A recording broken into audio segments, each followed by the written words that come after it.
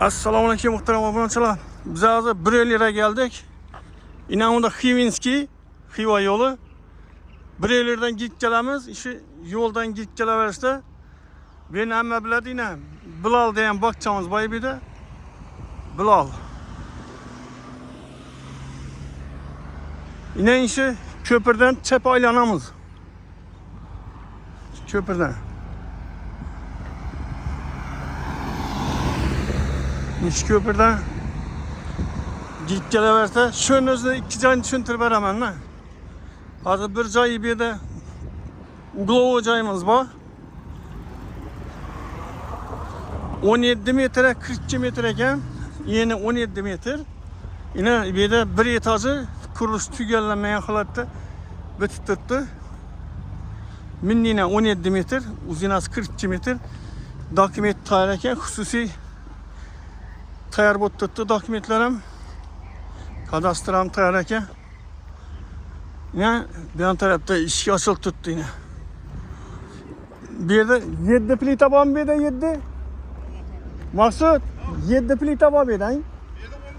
11 plita var. 11 plita varken bir de Uglovo dik yolunu boyu, asfalt yolunu boyu. İmundan güzel. Yine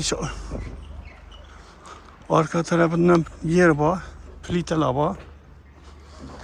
Demek şunda yeni 17 metre, uzinası 42 metre. Arka tarafta bağlarım. Şöyle girip tuttu yine.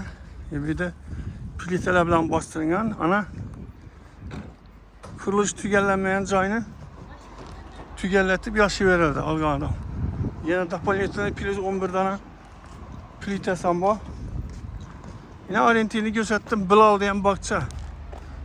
Doğrumuzda yolunu boyu. Sen telefon numarından telettın mı? Yine. İşi cay boladı.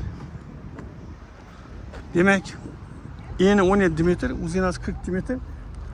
Telefon rakamını açıp arasın mı? 94'lik 94'lik 891 891 0045 0045 muhterem abonachilar mülki egasini nomerini koyamiz. Tushunmay yerlaring tuzab doğru o'zdan chiqib dokumentlardan puldan hamma narsasini kelishib xudo xolasa olaverasizlar. Messasini gap yo'q, Uglovo. Yine bir de yine avtobuslardan mamma yok yine. Avtobuslar get tuttu. Damaz avtobusdan mamma yok. Yine avtobus 20. avtobus tuttu. Bir de damazlarımız tuttu yine. Yine. Bemalol telefon qilaverasizlar. Muhtaram obunachilar, keyingi ro'yxatda görüşguncha xayr, e'tiborlarni uchun rahmat.